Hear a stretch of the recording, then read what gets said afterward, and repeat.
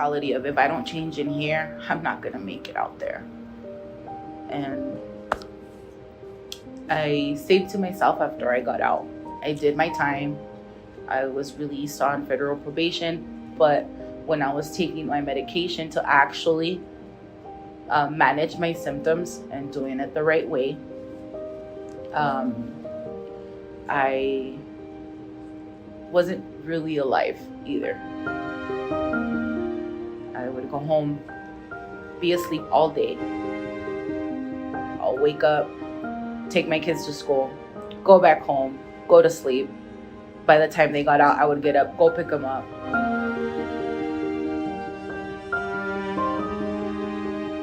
Come back home, make sure they ate, and then go back to sleep.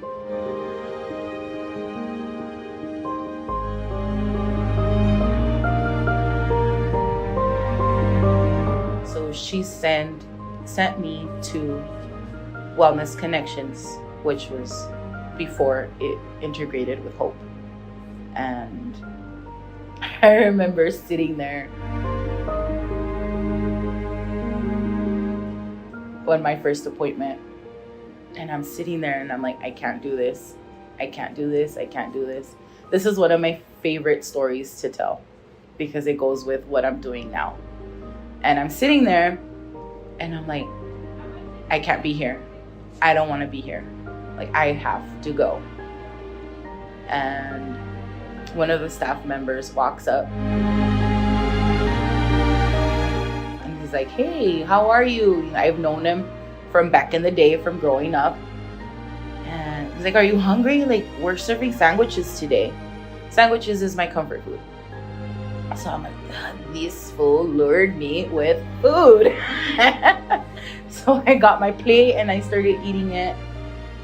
And I remember going into the room and one of the members said something. I don't remember exactly what he said, but how it made me feel.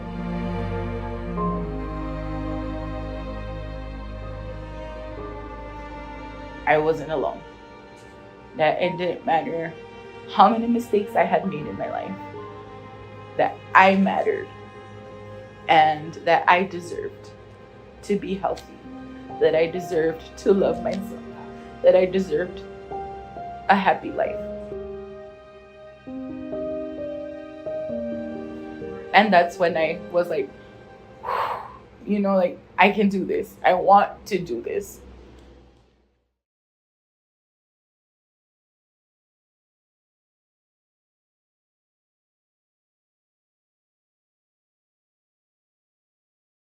I had stopped taking my Suboxones like two days previous to that, so a Friday, and this was a Sunday, and I remember telling my mom was gonna go to Tucson, I have a lot of anxiety.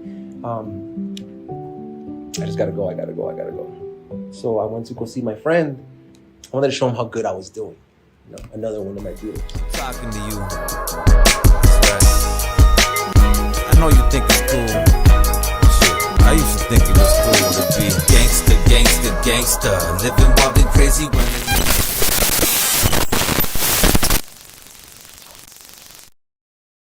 I was gonna try to convince him to get into recovery, and I remember I knocked. He opened up the door. I was like, "Oh my God, you look so good." So we started, chatting. He let me in his house, and after like an hour or so, he said, "I'm not trying to be rude." He goes, "But I need you to leave. I feel sick and I need to use, and I don't want to do it in front of you." I remember I made the mistake of saying, "It's okay. I can see it. I can smell it. You can use it as long as it's not me who uses. I'm fine." That didn't last long. When I asked for him to sell me some, he said, no, can't sell you. Like, you're doing so good. Please don't do this to me. Don't do this to me. Don't do this to me.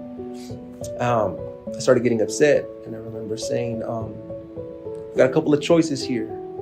I said, one, you can either sell it to me, you'll make the money, I'll have, and we'll both be happy. Two, I'll just leave out of here. I'll go get it from somebody else. They'll make the money. Now you're out of money. They're happy and I'll be happy. And I said, number three, and I pulled out a gun and I put it on the table. I'll just take everything that you have. So please make a choice. And he was like, what's number one? I thought so. So he sold it to me. And I was like, don't worry about it, bro. Don't worry about it. I'll make it last. just like I said the first time. And within 20 minutes, I asked for a syringe. And I went right back to IV use. And I relapsed until 2017.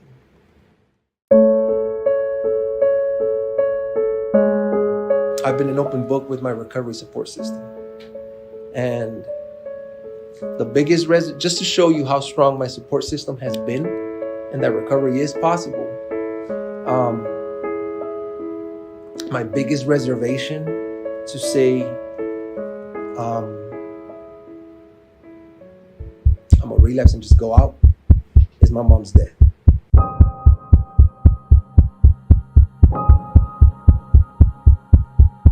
I knew that. I said, as soon as my mom passes away, like, it's done. Nothing's holding me back. Like, I don't care about probation. If I'm still on probation, honestly, man, I don't care about anything. Everything else in my life has abandoned me. I promise you, I tried. I tried to convince myself to relapse. I tried to convince myself to go out to Tucson and just go all out.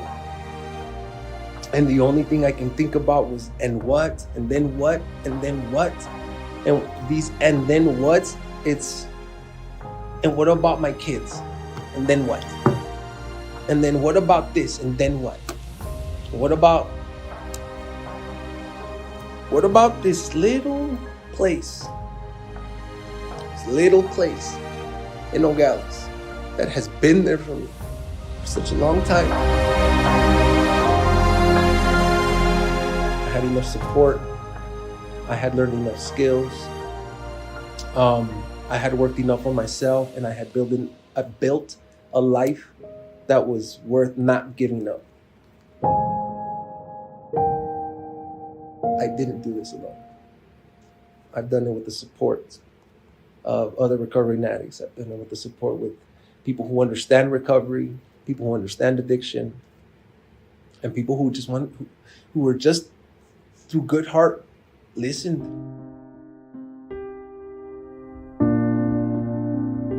You know what I mean? So, yeah, I'm clean. And December 28th, this month, it's 5 years. But this year, the victory is not mine. The victory is from my support system.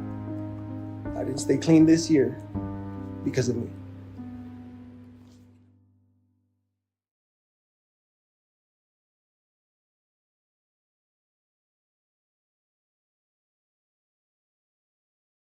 I got married at a very young age, thinking that if I just met a woman that was the opposite as me, that didn't do drugs, and was a smart woman, so totally the opposite as me.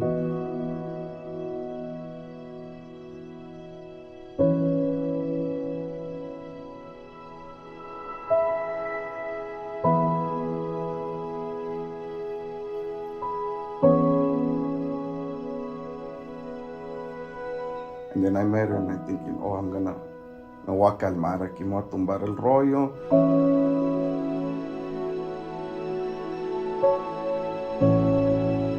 I'm thinking that, so yeah, I ended up getting married at a very young age. I think I was 19 years old when I got married. I think it was 3 days before my wedding. We got married on a Saturday. On Wednesday, I ended up getting arrested. I got caught with a bundle of marijuana in the vehicle, and then ended up getting arrested. And I got out the day of my wedding just to go get married. So red flags to my wife there, but I thought that she was gonna change me, and I thought maybe she thought that she was gonna change me too. But by then, drugs had a hold of me. That lifestyle had a hold of me. Making money and using drugs had a very hold on me. August 9th of 2015, after I was going to a detox facility. Before I go to a detox, I said I'm gonna finish all the drugs that I had. Deep down, I knew that my body couldn't take the amount of drugs that I had.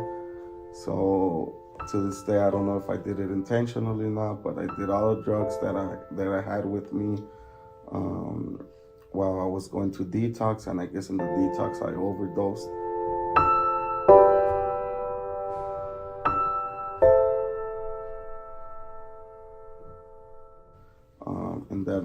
overdose, I was in a coma.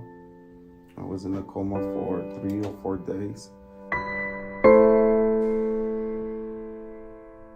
I just remember waking up in a hospital bed with tubes all over my body.